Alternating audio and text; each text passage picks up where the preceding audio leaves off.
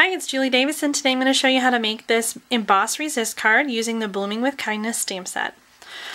We're going to start with the Versamark ink pad and a piece of cardstock that is a very vanilla piece of cardstock that is 3.5 inches by 4 3/4 inches.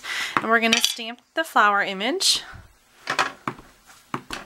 in Versamark ink.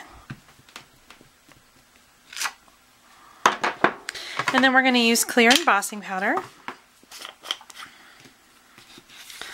to completely cover the image and tap off all the extra.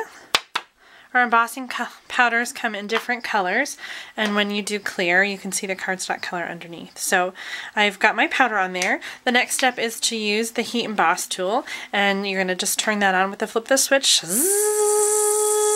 and emboss the image until everything looks wet and you get that nice raised image. So here's the embossed image with clear powder. And the next step with the Emboss Resist technique is to use an ink pad color. And so this is Crumb Cake, and I'm using 1/4 of the Stampin Sponge and just daubing the sponge onto the ink pad. And the first thing I'm going to do is sort of a burnishing motion that's kind of a circular motion. And as I continue to do this, the embossed image will kind of magically pop out.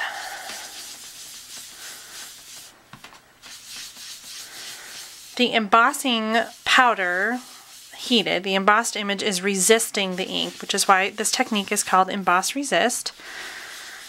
So I'm just going to continue to burnish over the sides, and then I just added a little sponging kind of around the edges. So you still see that very vanilla kind of through it, but it just looks a little aged and distressed. Then I'm going to stamp my greeting, "I'm here for you," using the Midnight Muse ink pad. And at the very bottom, I'm going to just take and tear.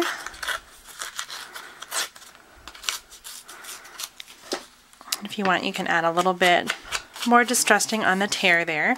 Then to finish the card, I just mounted it onto a piece of Crumb Cake cardstock that is 3 3/4 inch by 5 inches.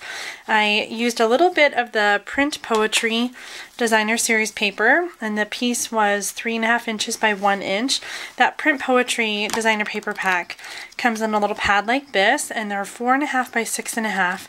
You got lots of different patterns, so it's kind of a nice value there. So that's where that came from. And then a little bit of the linen thread to tie around the image to finish it off. So there you have it. I hope that you'll try this technique at home. Thanks so much for watching. Happy stamping!